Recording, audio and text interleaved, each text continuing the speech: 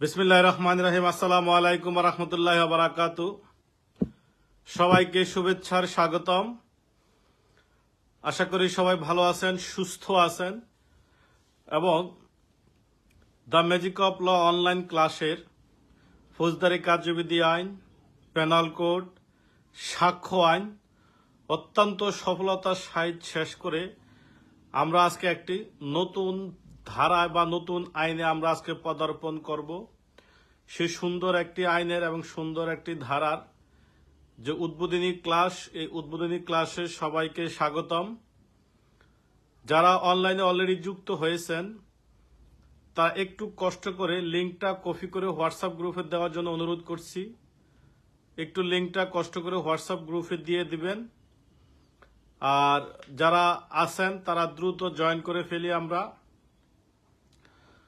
আমরা ফৌজদারি কার্যবিধি আইনের পুরো ফৌজদারি কার্যবিধি আইনের 50 মার্কের এমসিকিউ পরীক্ষা দেওয়ার জন্য আপনারা প্রস্তুত থাকেন। 28 তারিখে আপনাদের এমসিকিউ পরীক্ষা হবে বুধবারে। আপনাদের 28 তারিখ বুধবারে এমসিকিউ পরীক্ষা হবে। সেই হিসাবে সবাই মানসিকভাবে প্রস্তুত থাকবেন। আর সবাই আস্তে আস্তে চলে আসি আমরা। আমাদের আরিফ হোসেন, আশিকুর রহমান, খাগড়াছড়ি থেকে জহির রুবেল বা জুবাইর রহমান সবাই আসতেছে। আস্তে আস্তে সবাই চলে আসি আমরা। গত ক্লাসে আমরা খুব চমৎকার একটা এলাকা নিয়ে পড়েছিলাম। এটা মনে হয় সবার মনে আছে, সাক্ষীর বিশেষ বিধান। সেখানে আমরা 509, 509 ক, 510, 511, 512 পড়েছিলাম। 509 পড়েছিলাম যে কোনো সিভিল সার্জন অথবা কোনো ডাক্তার যদি কোনো লিখিত স্টেটমেন্ট আদালতের সাক্ষ্য হিসাবে প্রদান করে, আদালত বিচারকালে যদি প্রয়োজন মনে করে তাহলে তাদেরকে আবার জবানবন্দি গ্রহণ করার জন্য তাদেরকে সাক্ষী হিসাবে ডাকতে পারবে। আর যে সকল সাক্ষী ডাক্তারদেরকে বা যে সকল সিভিল সার্জন যারা আছে তাদেরকে ডাকার ক্ষেত্রে তাদেরকে যদি খুঁজে পাওয়া না যায়, মারা যায়, অক্ষম হয়, লুকিয়ে থাকে, তাহলে সেইগুলোর ক্ষেত্রে যদি ময়নাতদন্ত রিপোর্ট দাখিল করে তাহলে ময়নাতদন্তের ক্ষেত্রে তারা না থাকলে আদালতের সাক্ষী হিসেবে ব্যবহার করা যাবে। 510 পড়ছিলাম পরীক্ষক নিয়ে, রক্ত পরীক্ষক, এরপর রাসায়নিক পরীক্ষক, সহকারী রাসায়নিক পরীক্ষক যারা আছে এদেরকে না ডেকেও তাদের যে মতামতগুলো আছে সেগুলো আদালতের সাক্ষ্য হিসেবে ব্যবহার করা যাবে। তারপরে 11তে বলা আছে পূর্বে দণ্ড প্রমাণ করার ক্ষেত্রে এই দণ্ডের কাগজপত্র যে ব্যক্তির কাছে আছে তিনি যদি প্রত্যয়নপত্র প্রদান করে এটার মাধ্যমে আগে দণ্ডটা প্রমাণ করা যাবে। 512তে বলা আছে আসামিকে যদি আর গ্রেপ্তার করা সম্ভব না হয় তাহলে তার অনুপস্থিতিতে বিচার কার্যক্রম শেষ করা যাবে। এই ছিল মোটামুটি আমাদের ফৌজদারি কার্যবিধি আইন। হতাশ হওয়ার কোনো কারণ নয়। ফৌজদারি কার্যবিধি আইন আমরা আবার পড়ব, পেনাল কোডও আবার পড়ব, সাক্ষ্য আইনে আবার পড়ব। অতএব হতাশ হওয়ার কোনো কারণ নাই। যেহেতু আমরা 2 বেলা পড়তেছি, সকালে এবং বিকালে মিলে, রাত্রে মিলে, ইনশাল্লাহ আমরা কয়েকবার রিভিশন দিতে পারবো। আজকে আমরা পিআরবি পড়াবো। পিআরবি তৈরি হয়েছে 1943 সালে। তাহলে সবাই কি মানসিকভাবে প্রস্তুত? আমরা আজকে পিআরবি ক্লাসে ঢুকে যাব ইনশাল্লাহ। সবাই একবারে নিয়ত করেন যে এই যে পিআরবি যে কয়টা আছে, যে কয়টা পিআরবি পড়াবো, একটা পিআরবির জন্য আপনারা ক্লাসে মিস না করেন। এগুলো এক।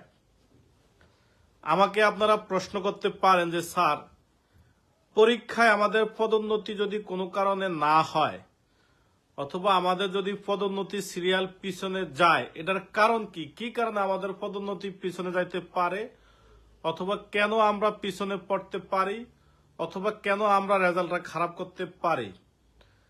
এটার 1 নম্বর উত্তর হইল আপনি পিআরবিতে যদি খারাপ করেন। পিআরবিতে যে যত ভালো করবে তার পদোন্নতি 100% ততটুকু ভালো হবে। ফৌজদারি কার্যবিধি আইন আপনাকে কেউ আটকাইতে পারবে না, পেনাল কোডও আপনাকে কেউ আটকাইতে পারবে না, সাক্ষ্য আইনে আপনাকে কেউ আটকাইতে পারবে না। আপনি যেইখানে আটকাবেন সেটা হইল পিআরবি। কথা কি বুঝতে পেরেছেন? 2021 সালে সাপ্লিমেন্টারিতে যখন আমার পদোন্নতি হয়, এই পদোন্নতি হওয়ার ক্ষেত্রে আমি তো মোটামুটি বাজারের সবগুলা বই টই গাইড টাইড ঘাটাঘাটো শেষ। তখন এই পরীক্ষার হলে যখন 2টা প্রশ্ন আসলো পিআরবি থেকে, আমি এটা দেখে বুঝছি যে এটা বাংলাদেশে যারা পরীক্ষা দিবে শতকরা 5% লোক বা 2% লোক বা শতকরা না, প্রতি হাজারের সম্ভবত 10-15 জন লোক পারতে পারে।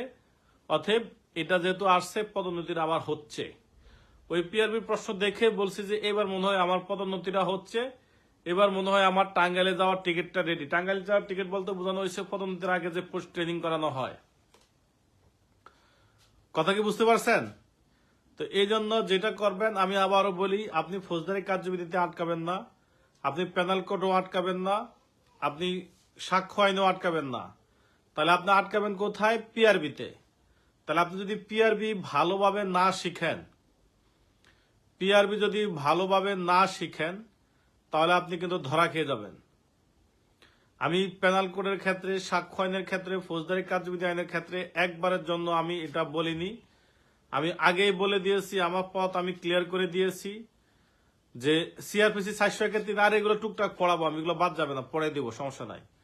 133 থেকে 43 রয়ে গেছে, 144 ধারা রয়ে গেছে, এগুলো আমি দেখছি, আজকে বৈশাখ দেখছি আপনাদেরকে কি কি বাদ দিছি, সমস্যা নাই,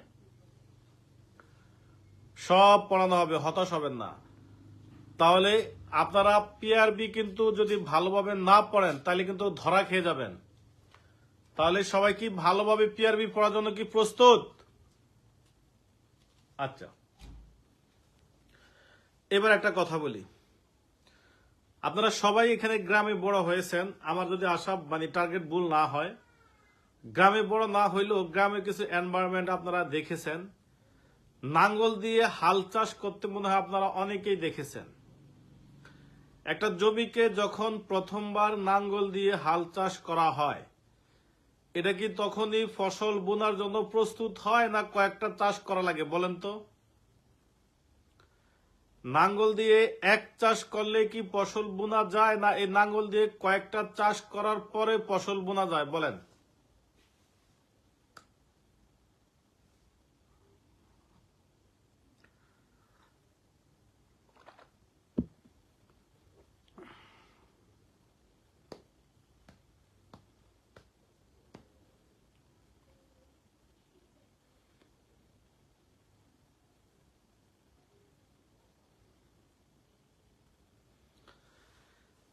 একাধিক চাষ করে কয়েকটা চাষ দেওয়া লাগে, কয়েকটা চাষ দিলে প্রথমবার একবার দিলে কোন রকম আঁচলানো হয়, কয়েকটা চাষ করার পর মাটিগুলা উর্বর হয়, তারপর ভেঙে, তারপরে অনেক কিছু করে, তারপরে এটাকে সুন্দর করে একটা ফসল রাখার মতো, ফসল বোনার মতো একটা পর্যায়ে নিয়ে আসতে হয়।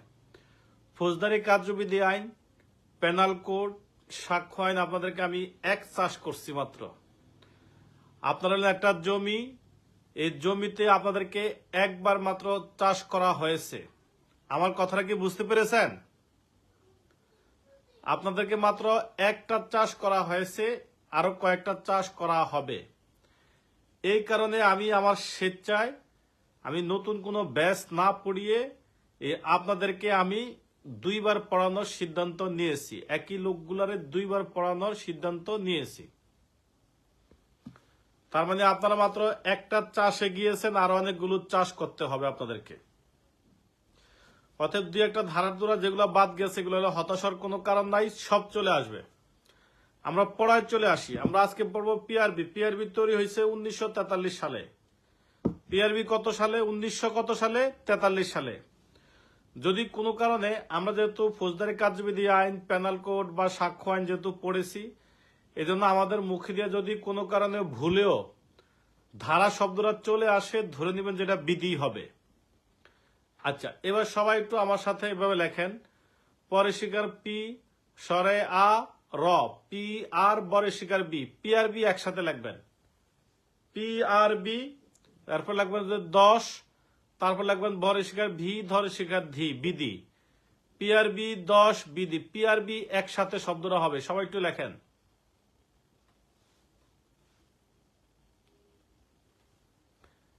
পিআরবি 10 বিধি, সবাই একটু লেখেন।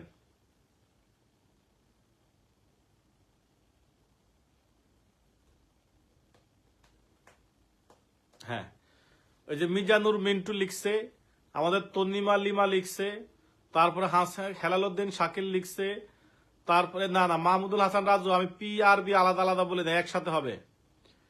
পি আলাদা আর আলাদা বি আলাদা হবে না, একসাথে হবে। আর শাহরিয়ার তুমি বিআরবি লেখছো কিন্তু 10 সংখ্যায় হবে, তুমি 10 কথায় লেখছো, 10 সংখ্যায় হবে, সংখ্যায়। মোজাম্মেল হক 10 সংখ্যায় হবে। আরে আল্লাহ রে, এটা তো কমন সেন্সের বিষয়। পিআরবি 10 বিধি, এই যে যারা এইভাবে লিখছেন 10 1 0 10, পরীক্ষার হলে ঠিক এভাবেই লিখবেন। কোনো ধরনের ইংরেজি শব্দ, কোনো ধরনের প্রবিধান, কোনো ধরনের পুলিশ লেজিসলেশন বেঙ্গল, এই সমস্ত তাপাল্লিকমূলক কথা লেখার দরকার নাই। বুঝতে পেরেছেন?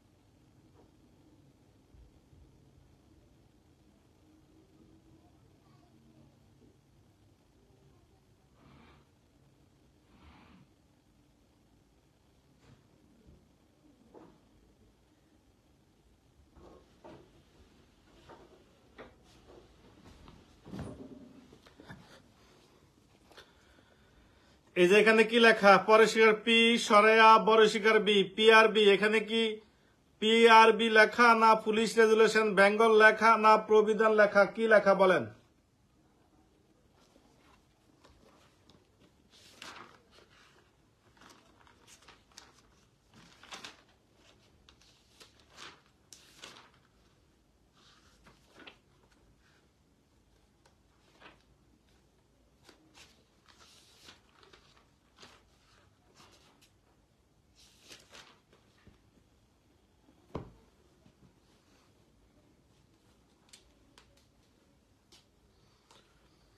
পিআরবি যেভাবে লেখা আছে, না এখানে আলাদা লেখা থাকলেও আপনি একসাথে লিখবেন, কোনো সমস্যা নাই। আলাদা থাকলেও এখানে একসাথে লিখবেন, কোনো ধরনের প্রবিধান টবিধান কোনো কিছু লিখবেন না। 10 বলছি, 1 0 10, এই কমন সেন্স যদি না থাকে 10টা কিভাবে লিখবেন? তাহলে আপনি কি পদোন্নতি নেবেন আমার একটু বলেন। আপনি কিভাবে পদোন্নতি দাবি করেন?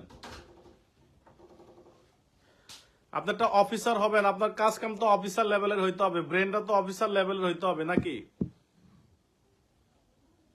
আচ্ছা, এখন আমরা চলে যাই পড়াতে। আমরা পিআরবি প্রথমে শুরু করব 1 দিয়ে। বিসমিল্লাহির রহমানির রহিম। আল্লাহ আমাদের মনের আশা কবুল করুক এবং যে যে ধর্মে আছে সেই ধর্ম অনুসারে তাদের মনের আশা কবুল করুক।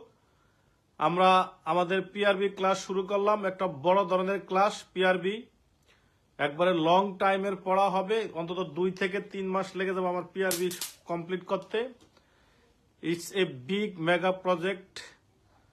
যত আইন পড়াবো সবার মধ্যে এই আইনটাই সবচেয়ে বড়, পিআরবিটা। তো এটা পড়ানোর ক্ষেত্রে যদি আমি ভুলে কোনো ধারা বলে ফেলি, আপনারা লেখার সময় বি দিয়ে লিখবেন, এটা অটোমেটিক চলে আসবে। আচ্ছা, এখন আমরা পড়ব 1। 1-এর ভিতরে টোটাল ক্লোজ আছে 10টা।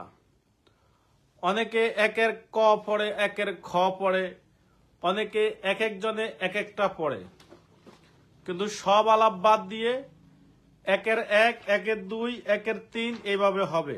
এটা কি সবাই ক্লিয়ার?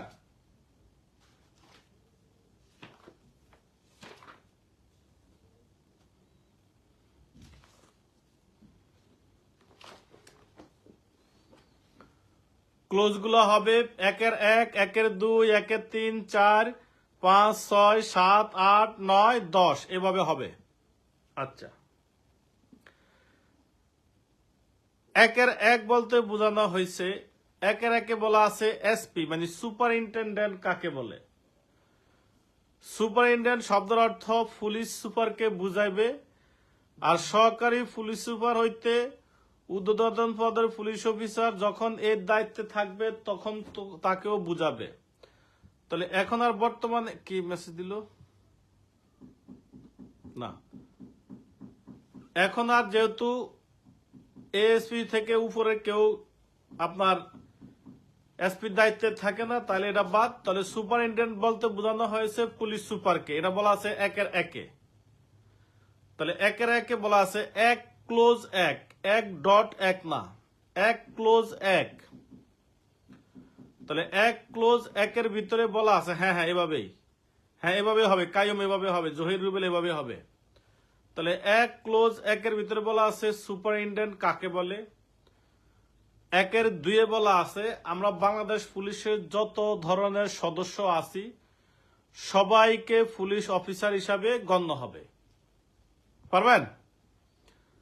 বাংলাদেশ পুলিশের যত সদস্য আছে সবাইকে পুলিশ অফিসার হিসাবে গণ্য হবে কত দ্বারায়? একের দুইয়ে। ক্লিয়ার? তাহলে পুলিশ সুপার বা সুপারিনটেন্ডেন্ট বলা আছে একের একে, বাংলাদেশ পুলিশের যত সদস্য আছে সবাই পুলিশ অফিসার হিসাবে গণ্য হবে, কনস্টেবল থেকে আইজি পর্যন্ত। তাই বলে সবাই কিন্তু পুলিশ অফিসার না, সবাইকে পুলিশ অফিসার হিসাবে গণ্য করা যাবে। তাই বলে সবাই পুলিশ অফিসার শব্দটা এটা বলে নাই। তাহলে একের দুইয়ে বলা আছে বাংলাদেশ পুলিশে যারা আছে সবাইকে পুলিশ অফিসার হিসাবে গণ্য করা যাবে।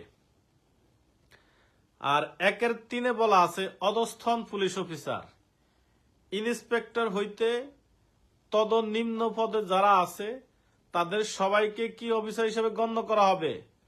অধস্থন পুলিশ অফিসার হিসাবে গণ্য করা হবে। এগুলো কিন্তু শিখবেন কোনটা কোনটা কি র্যাঙ্ক বলতেছে। তাহলে কনস্টেবল থেকে ইন্সপেক্টর পর্যন্ত এরা কোন অফিসার? এরা কোন অফিসার বলেন? এরা কি ঊর্ধ্বতন না অধস্থন?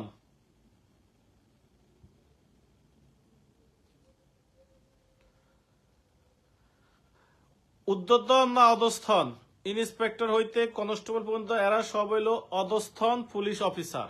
মন থাকবে? এগুলো কি ভালো লাগতেছে? এগুলো কিন্তু জানার দরকার আছে। আবার আসি, এসপি কাকে বলে একের একে, সবাই অফিসার হিসাবে গণ্য হবে একের দুইয়ে। অধস্থন পুলিশ অফিসার নিয়ে বলা আছে একের তিনে। এরপরে যে নিরস্ত্র পুলিশ, নিরস্ত্র পুলিশ নিয়ে বলা আছে একের চাইরে, আর রিজার্ভ অফিস নিয়ে বলা আছে একের পাঁচে।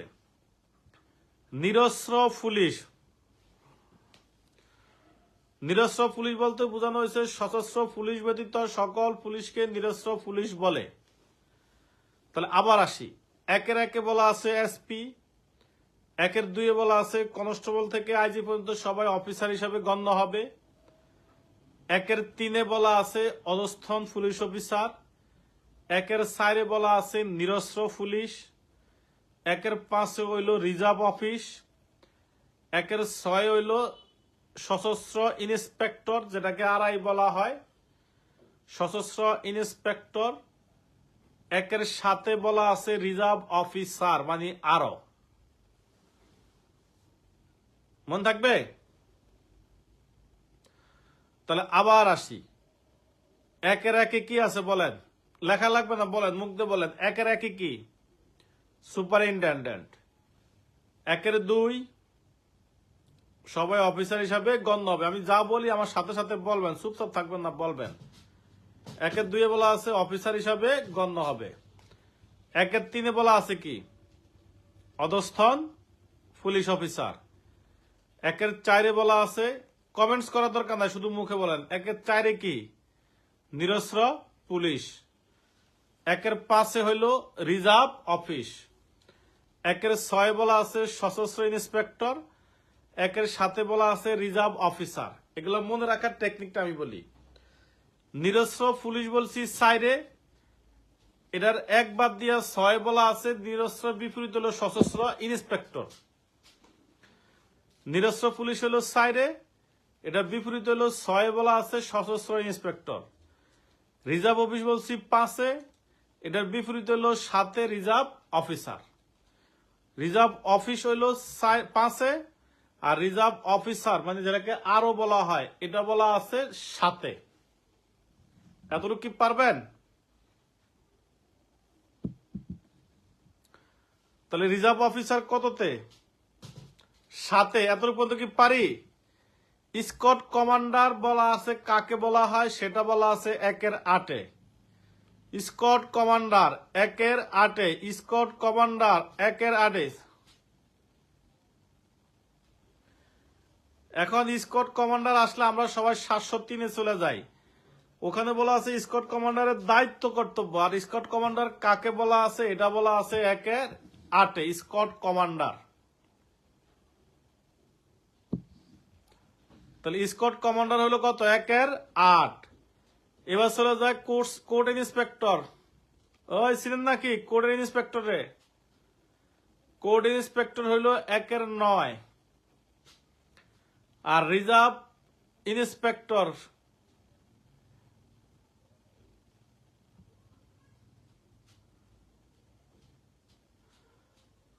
হ্যাঁ হ্যাঁ হ্যাঁ ঠিক আছে।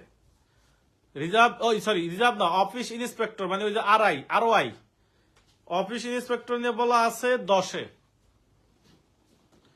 তাহলে আবার একটু আসি। একটা হলো এসপি কাকে বলে, এটা হলো 1-এ। সবাই অফিসার হবে 2-এ। অধস্থন হইল 3-এ।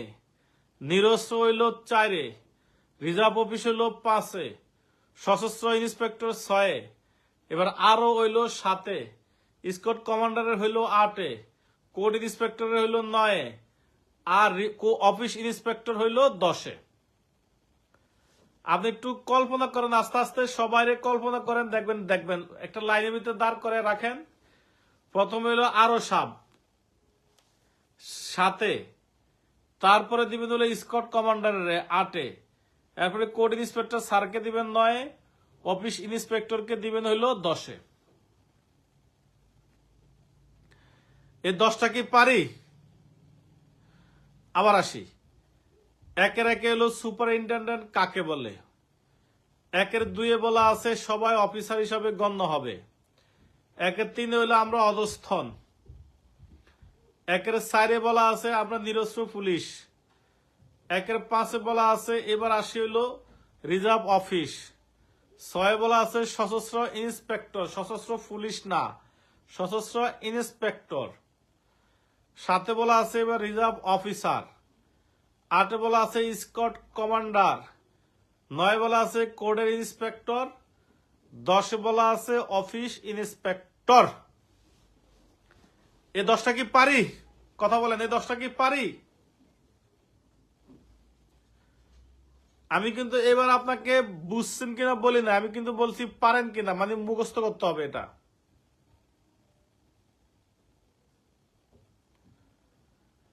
পিআরবিটা কিন্তু অনেকগুলাই মুখস্থ করতে হবে, অনেক পিআরবি মুখস্থ করতে হবে। এটা কিন্তু মুখস্থ না করলে থাকবে না।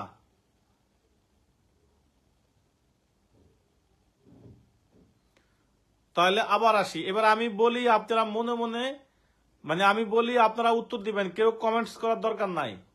যখন জিজ্ঞাসা করি তখন কমেন্টস করবেন। 1-4-এ কি আছে? নিরস্ত্র ইন্সপেক্টর, নিরস্ত্র পুলিশ। 1-9-এ কি আছে? 1-9 কোর্ট ইন্সপেক্টর, ভেরি গুড। 1-2-এ কি? সবাই অফিসার। আমি জিজ্ঞেস করলে আপনি উত্তর দেন।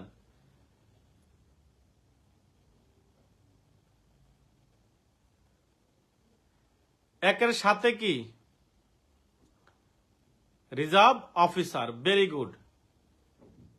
1-10-এ কি? অফিস ইন্সপেক্টর, আরওয়াই যেটাকে বলা হয়, ভেরি গুড। 1-5-এ কি? Reserve office, very good. এটা সবই পারেন। তাহলে অফিস আবার প্রথম থেকে আসি।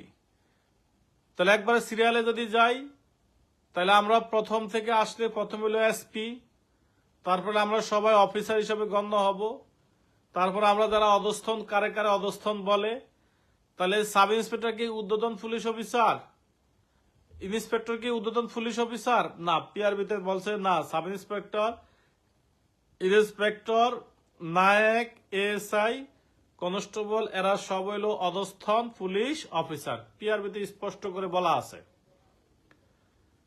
এতদিন যদিও জেনে থাকেন, আজকে কিন্তু একবারে ভালোভাবে ক্লিয়ার জানতে পেরেছেন কিনা কারা অধস্থন পুলিশ অফিসার কতটুকু পর্যন্ত র্যাঙ্কের। এতদিন তো শুধু হুতাশে ছিলেন, মনে করছেন যে আমরা যারা এএসআই কনস্টেবল আছি এরাই মনে করেন অধস্তন বা সর্বোচ্চ সাব ইন্সপেক্টর পর্যন্ত মনে করছেন, কিন্তু ইন্সপেক্টর স্যার পর্যন্ত এরা কিন্তু অধস্থন পুলিশ অফিসার। আর 4 বলা আছে নিরস্ত্র পুলিশ, 5 রিজার্ভ অফিস, 6 সশস্ত্র ইন্সপেক্টর, 7 রিজার্ভ অফিসার, 8 বলা আছে স্কট কমান্ডার, 9 হলো কোর্টের ইন্সপেক্টর, 10 বলা আছে রিজার্ভ অফিস ইন্সপেক্টর। এই এতটুকু পর্যন্ত কি সবাই কি পারে? পিআরবি এক কি সবার ক্লিয়ার?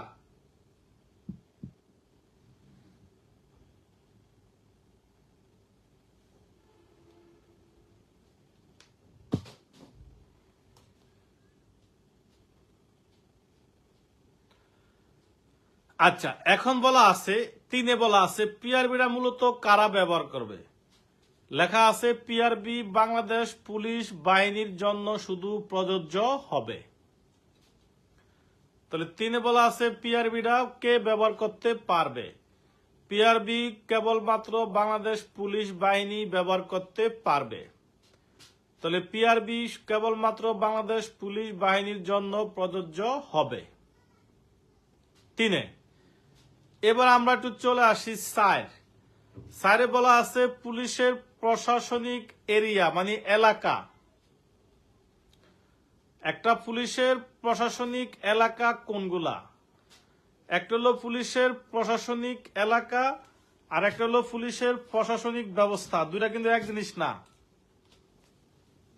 কথা কি বুঝতে পারছেন?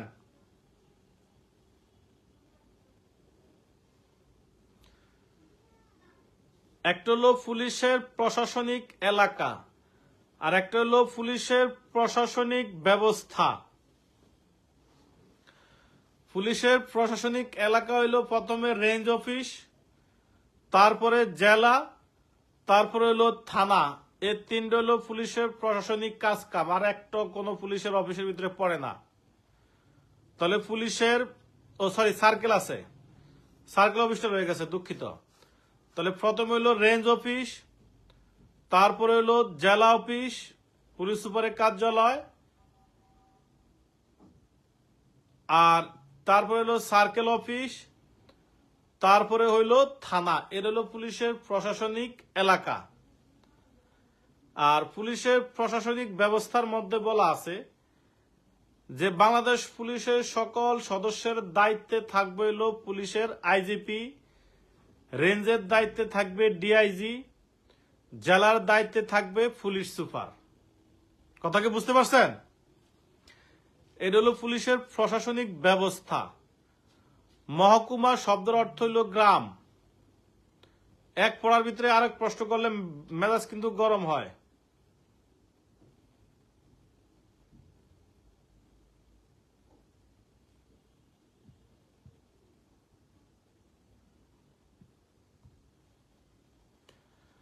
তাহলে পুলিশের প্রশাসনিক ব্যবস্থা হইল একটা বিষয়, প্রশাসনিক এলাকা হইল আরেকটা বিষয়। তাহলে প্রশাসনিক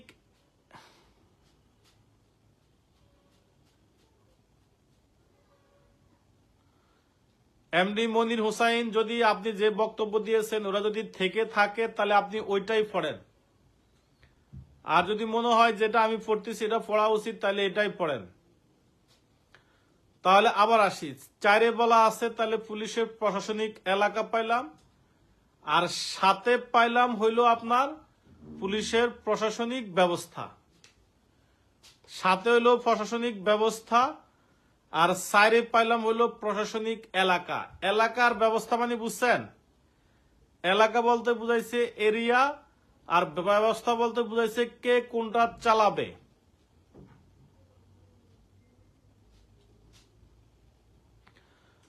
তাহলে আবার আসি, 1 ভিতরে 10টা পয়েন্ট পাইলাম, 3 পাইলাম আমরা যারা পিআরবি ব্যবহার করে শুধু পুলিশ বাহিনীর জন্য প্রযোজ্য হবে, 4 পাইলাম পুলিশের প্রশাসনিক এলাকা, আর 7 পাইলাম পুলিশের প্রশাসনিক ব্যবস্থা।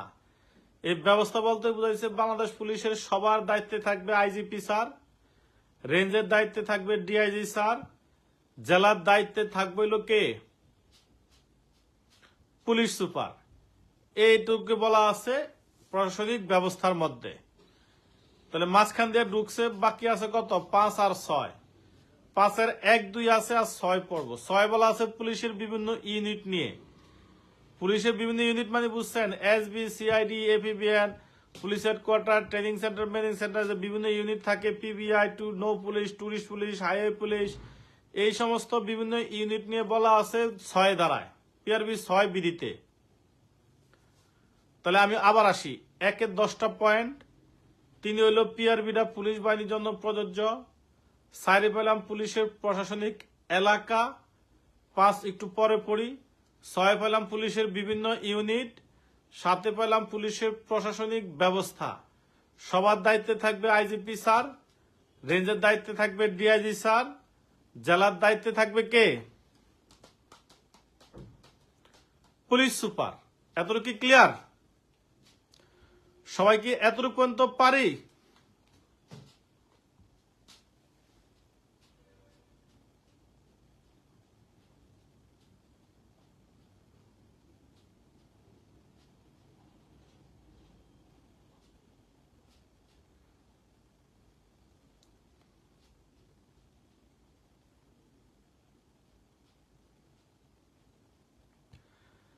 আচ্ছা, এখন আমরা চলে আসি ফাঁড়ি অথবা ক্যাম্প কাকে বলে।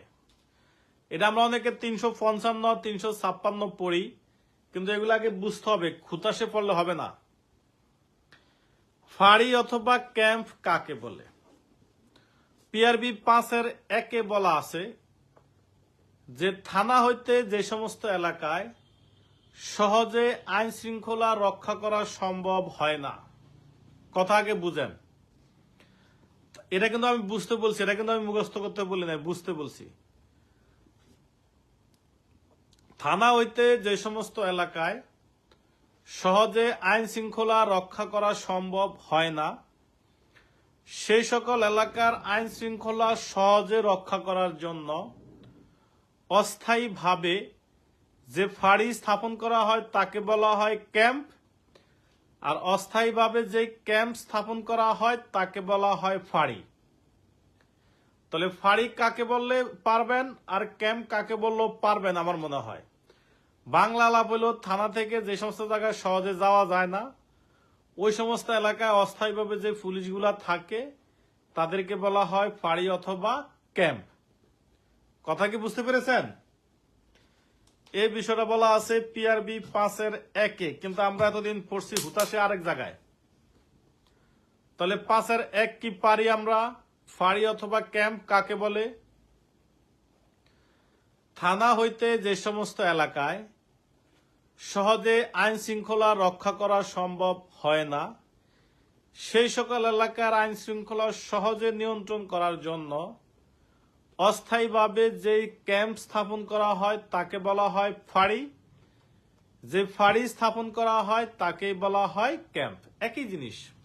মামুন আহমেদ একটা কমেন্টস করছে, একই জিনিস, সুন্দর একটা কমেন্ট। তাহলে 5-এর 1 কি আমরা পারি?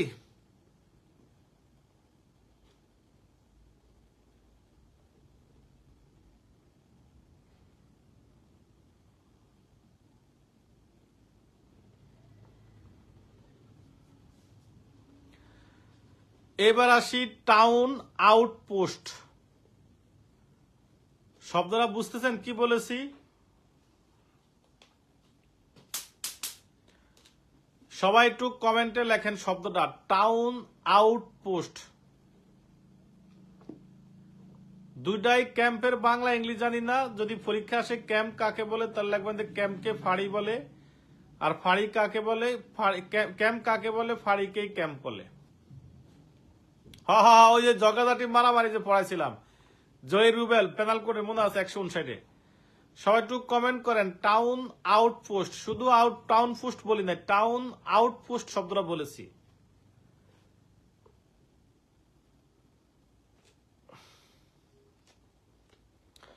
হ্যাঁ, মুক্তি অনেকদিন পর একটা কমেন্ট করেছে, আল্লাহ তাকে ন্যাক হায়াত দান করুক, বেশি বেশি কমেন্ট করার তৌফিক দান করুক।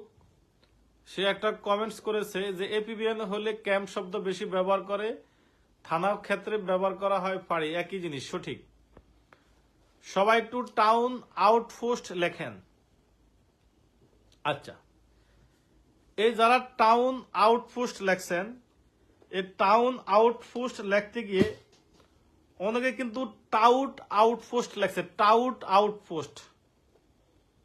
আচ্ছা, এবার পড়ে আসি।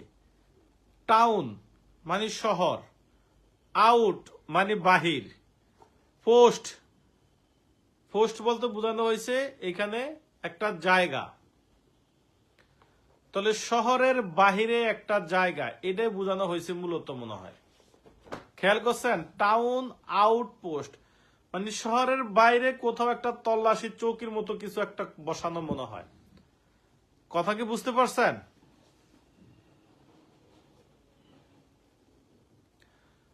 তাহলে কোন পৌর এলাকা অথবা শহর এলাকা, দুইটা জায়গার কথা বলছে। কোন পৌর অথবা কোন শহর এলাকার বাহিরে টহল কার্যক্রম সুন্দরভাবে পরিচালনা করার জন্য। কি কার্যক্রম? টহল। টহল মানে বুঝছেন? মানে ভ্রাম্যমান, যেটাকে মোবাইল বলা হয়, মোবাইল পেট্রোল।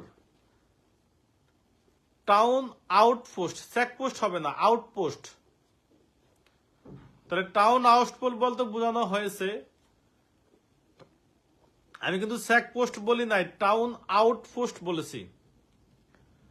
তাহলে কোন পৌর অথবা শহরের বাহিরে টহল ডিউটিকে সহজভাবে পরিচালনা করার জন্য যেই ফাঁড়ি বা যেই পোস্ট স্থাপন করা হয় সেটাকে টাউন আউটপোস্ট বলে। বুঝতে পারছেন?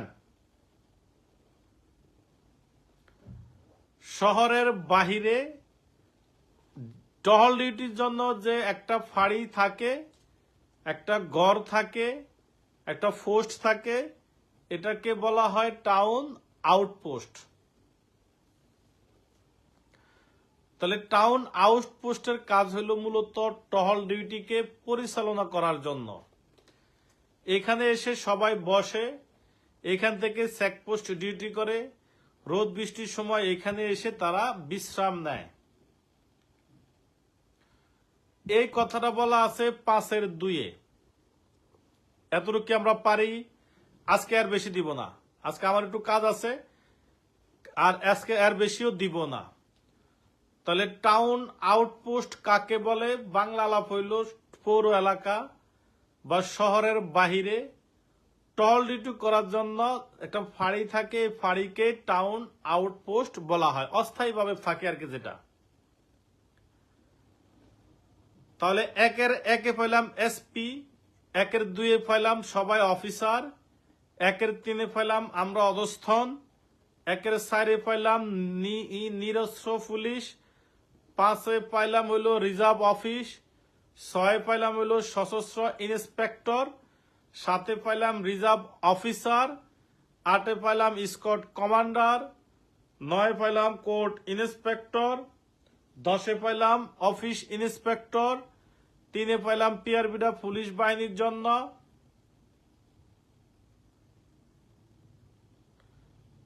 এখনো পড়াই শুরু করি না। আরেকজনে কমেন্ট করে, স্যার পিআরবি কি সব পড়া লাগবে? জি জনাব, পিআরবি সব পড়া লাগবে। আমি কতটুকু আগে পড়াই দেখেন, তারপরে না বলবো যে কতটুকু পড়া লাগবে কি লাগবে না। এখন তো পড়াই শুরু করি না। তারপরে হইলো কোন জায়গায় গেছি, তো ভুলে গেছি কোন জায়গায় আসছিলাম। ও সাইরে নিরস্ত্র না, 3 বলছি আমরা পিআরবি পুলিশ বাহিনীর জন্য প্রযোজ্য। 4 বলা আছে পুলিশের প্রশাসনিক এলাকা। 5 বলা আছে 1 এবং 2, 1 বলা আছে ফাঁড়ি অথবা ক্যাম্প, 2 বলা আছে টাউন আউটপোস্ট। এরপরে চলে যায় 6 বলা আছে, সাহস দিব সমস্যা নাই, 6 বলা আছে পুলিশের, একটু পড়াই, হ্যাঁ আচ্ছা সাহস দিব সমস্যা নাই, আগে আমরা পড়ি কতটুকু পড়তে পারি পিআরবি। হ্যাঁ, এবার চলে যায় 6 বলা আছে পুলিশের বিভিন্ন ইউনিট, 7 বলা আছে পুলিশের প্রশাসনিক ব্যবস্থা। ক্লিয়ার? আবার আসি, এসপি কাকে বলে একের একে, আমরা সবাই অফিসার হিসেবে গণ্য হবে একের দুইয়ে, অধস্থন বলা আছে একের তিনে। এতটুকু কি পারবেন? এবার বলা আছে নিরস্ত্র পুলিশ, এরপরে রিজার্ভ অফিস, তারপরে সশস্ত্র ইন্সপেক্টর, এবার রিজার্ভ অফিসার, এবার স্কোয়াড কমান্ডার, এবার কোর্ট ইন্সপেক্টর, এবার অফিস ইন্সপেক্টর। পিআরবি পুলিশ বাহিনীর জন্য প্রযোজ্য পুলিশের প্রশাসনিক এলাকা। এবার হলো একটা হলো ফাঁড়ি বা ক্যাম্প, আরেকটা হলো পুলিশের টাউন আউটপোস্ট। এবার হলো পুলিশের বিভিন্ন শাখা সমূহ বা ইউনিট। এরপর এটা হলো পুলিশের কি প্রশাসনিক কি ব্যবস্থা। এতটুকু পর্যন্ত মোটামুটি কি সবাই পারি? সবাই কি এতটুকু পর্যন্ত সবাই পারি?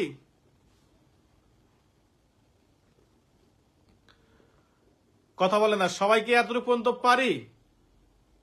ওকে। সাইরে বলা আছে ড্রাইভিং লাইসেন্স লাগবে একে, দুইয়ে বলা আছে যে শ্রেণীর লাইসেন্স সেই শ্রেণীর লাগবে, গাড়ি চালাতে পারবেন।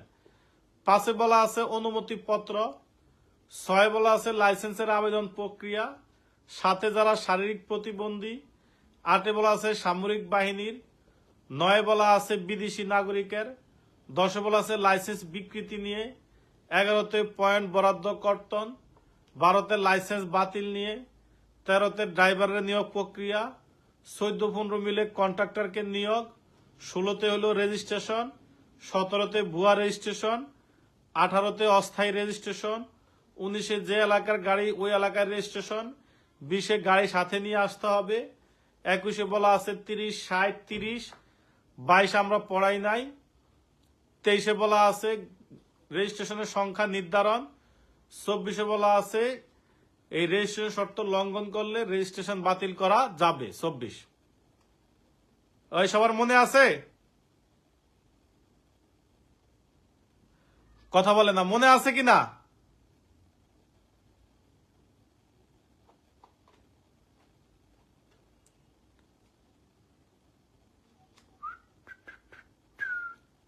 না, আরো মাসখানিক যাক, মাসখানিক গিয়ে মার্চ মাস শেষ হোক। মার্চ মাস শেষ হয়ে গেলে এপ্রিলে যখন ঢুকবো তখন এই হুট করে প্যানেল করে মাঝখান থেকে বলা শুরু করব, এই হুট করে সাক্ষ্য আইন থেকে একটু বলা শুরু করব, এই হুট করে পিআরবি থেকে একটু বলবো, এই হুট করে আবার কার্যবিধি থেকে বলবো, এই হুট করে আবার সড়ক পরিবহন আইন থেকে বলবো, এক একবার এক এক জায়গা থেকে বলবো। কথা কি বুঝতে পারছেন? সিরিয়ালে কিন্তু আর বলবো না।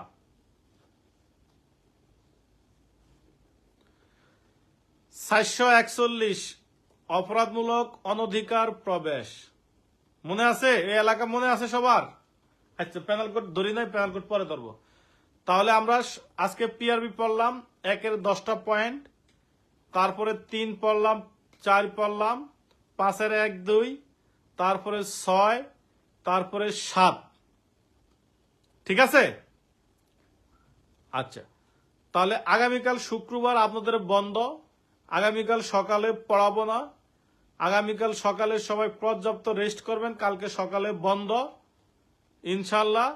আবার রাত্রে দেখা হচ্ছে। আমরা ততক্ষণ পর্যন্ত ভালো থাকি, সুস্থ থাকি। আল্লাহ হাফেজ, আসসালামু আলাইকুম।